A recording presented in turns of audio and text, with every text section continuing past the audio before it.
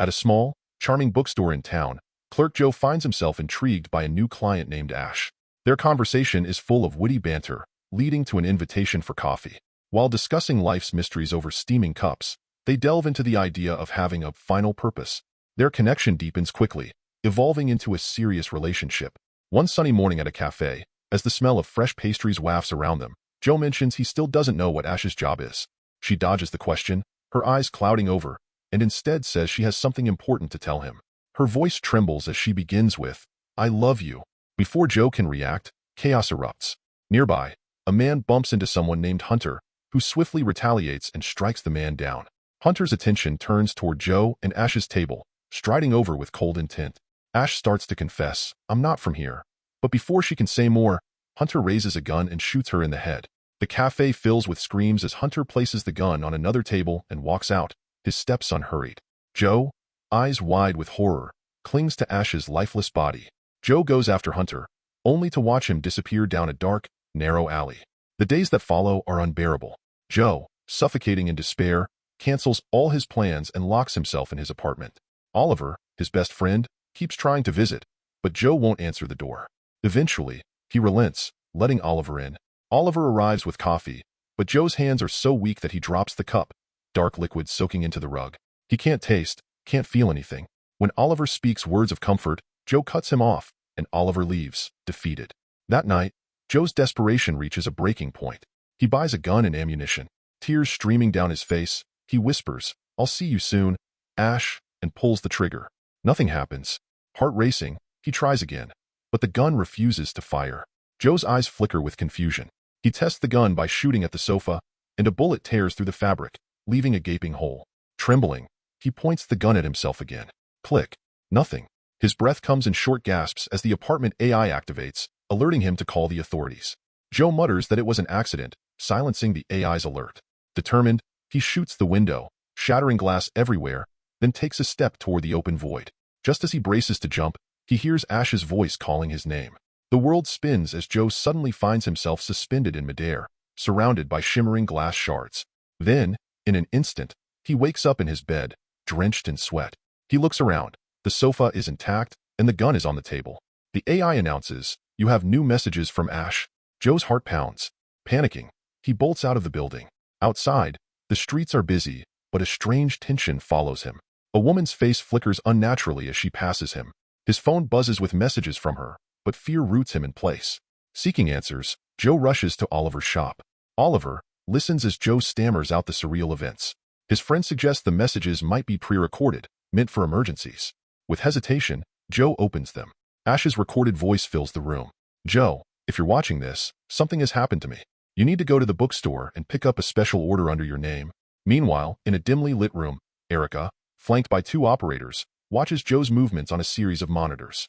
He's on the move, one operator says, and Erica's eyes narrow. She orders, "Activate the retrieval team." Joe, oblivious to the watchful eyes, retrieves the special order from the bookstore. A small book with an affectionate note from Ash on the first page.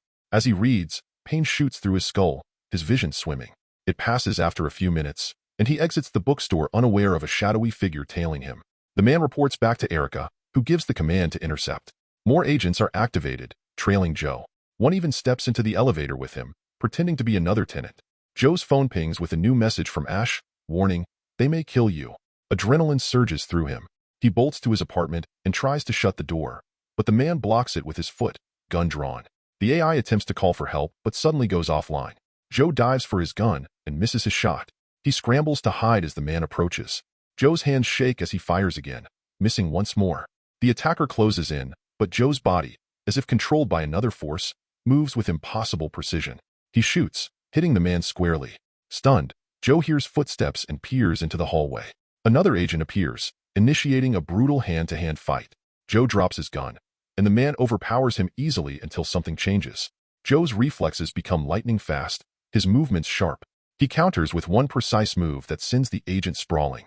The agent recovers quickly and switches tactics, unleashing skills beyond human capacity. They grapple until Joe manages to hurl him into a table. When the agent lunges again, Joe smashes his head against the wall, knocking him out cold. Breathless, Joe steps back into his apartment, where Ash's face appears on the screen. It's not a recording. "Joe, I'm so sorry. I didn't mean to leave you." I had trouble hacking the system. Time is different where I am. Joe's world shifts as he listens to her next words, bracing for the truth. Many years ago, technological advancements accelerated at an unprecedented pace.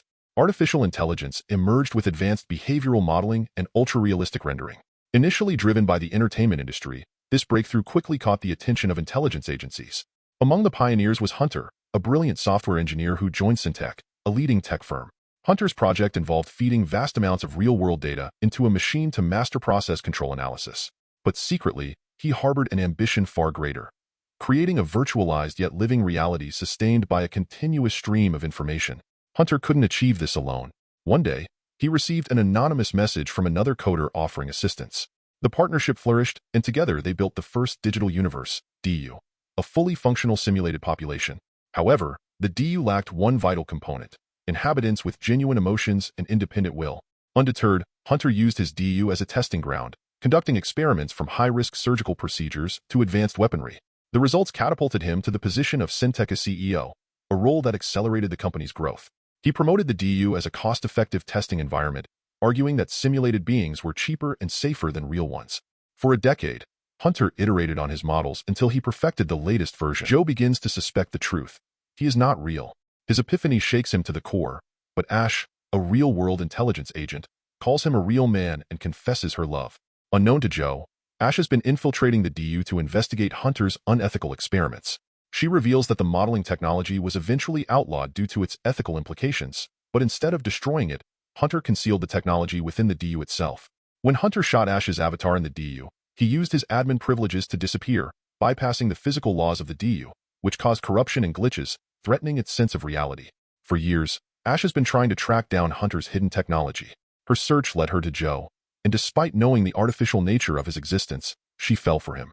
Ash informs Joe that a book she sent carries an embedded layer of data crucial for their escape. While reviewing the photos Ash provided, Joe has a shocking realization. The mysterious coder who helped create the DU was his old friend, Oliver, who had vanished years ago. Ash urges Joe to contact Oliver for assistance. As she herself can no longer access the DU, Joe begins to wonder who granted him the ability to resist self-deletion and enhanced his capabilities. Meanwhile, Erica, another key figure and Hunter's confidant, confronts him about the mounting issues caused by Joe's mission. She proposes isolating the DU from global networks to prevent further tampering, but Hunter refuses, insisting that cutting off the information feed would halt human progress. Erica warns him that billions of simulated lives are at risk, but Hunter dismisses her concerns with a rant about the cost of advancement. Before she leaves, he instructs her to find the real Ash. Shortly after, Oliver contacts Ash with just 30 seconds to speak. She pleads for his help in dismantling the DU and saving Joe. Oliver promises to stay in touch before ending the call. Moments later, Ash's alarm blares, alerting her to the approach of armed men in strange masks. Remaining hidden, she slips out undetected and evades a patrolling drone. Guided by her computer's tracking of Oliver's call, Ash follows a map to his secluded home. Proving she's unarmed except for a knife, Oliver lets her in. Inside, Ash recounts her harrowing experience in the DU, admitting that despite their origins, the simulated beings have become sentient. She believes they shouldn't be exploited or terminated. Oliver, though evasive about why he chose to live in the DU, admits he was the one who stopped Joe's self-deletion and enhanced his capabilities. He sees Ash's deep love for Joe and agrees to help, directing her to an old building he owns where she can lay low. Not long after, Oliver provides Ash with a way back into the DU, reuniting her with Joe. The unexpected code change alerts Hunter, who monitors from his computer. Joe struggles with the revelation of his artificial nature, but Ash reassures him of his worth and kisses him. Their tender moment is shattered when Ash is forcibly pulled out of the DU, materializing back in her room. Oliver, who orchestrated the sudden extraction, warns her that Hunter is onto them and urges her to flee. Moments later, Ash finds herself pursued by a masked man as the race to end Hunter's control intensifies. Joe frantically finds Oliver, pleading for his help. Oliver wastes no time explaining the dire situation. Ash is in danger, and the digital universe is on the brink of collapse. He theorizes that Hunter, the mastermind behind the DU, is likely to shut it down due to persistent glitches. It's simpler for him to create a new universe than to fix the current one. The implication is clear. Joe and everyone he knows will be wiped out. But Oliver has a plan. Joe must release the data stored within his model. Years ago, developers often left hidden elements in their code, and Oliver admits he did the same in this universe. The book Ash sent Joe contains a backup of the entire DU, which is the crucial data Ash had been trying to extract. Handing Joe a key, Oliver instructs him to upload the data, return home, and await further instructions. Determined, Joe agrees but stops by his apartment, first to grab his gun and bid farewell to his AI companion. Meanwhile, in the real world, Ash is in a desperate fight for survival. A masked man relentlessly pursues her, firing shots. She dives behind a dumpster in an alley, staying hidden until the man is close enough. Launching an attack, they grapple fiercely, with Ash unable to deploy her dagger. In a burst of strength, she smashes his mask and strikes him repeatedly, knocking him down. Grabbing his gun, she demands to know more about the DU technology. When he refuses, she hits him again and leaves. Unfortunately, as soon as she steps out, another assailant ambushes her, striking her unconscious. Ash awakens tied to a chair in Hunter's office. She accuses him of unethical behavior, but Hunter coldly counters, pointing out her hypocrisy due to her actions involving Joe. The tension rises as Hunter decides to enter the DU himself to confront Oliver. Inside the digital world, Oliver confesses he initially collaborated with Hunter, unaware of his true motives until it was too late. Now, he calls Hunter a psychopath but promises to stay out of his way. Just then, Hunter's men locate Oliver's physical body and shoot him, forcefully ejecting him from the DU. Moments later, Joe receives a pre-programmed message from Oliver, informing him that he's now alone. Determined, Joe finds an old, decrepit apartment with a computer housing the vital data. Placing his hand on the control panel, he triggers an upload, sending an alert to Erica. She quickly dispatches her men to stop him. As two enforcers appear outside the window, Joe unlocks a hidden cache of weapons using the key Oliver gave him. The moment the men break in, Joe takes them down with flawless precision. Suddenly, Hunter's voice resonates, and Joe vanishes, reappearing at a desolate harbor outside the city. Hunter is there, gun in hand, and shoots Joe in the shoulder, taunting that death by his hand would mean no respawn for Joe. With a flick of his control panel, Hunter disarms Joe and suspends him in midair, torturing him slowly. Joe teeters on the brink of being unmade, but when Hunter mentions Ash, rage fuels Joe's willpower, allowing him to break free from the invisible chains. Hunter, taken aback, watches as Joe regains control, lowers himself to the ground, and retrieves his gun. In one swift move, Joe shoots Hunter, forcing him back into the real world. Back in the office, Hunter, now seething with fury, declares it's time for a complete reboot. Ash, tied and helpless, begs for a chance to say goodbye. Amused by her apparent affection for mere software, Hunter allows it. Joe speaks on the phone, sharing a heartfelt moment with Ash as the digital world around him crumbles.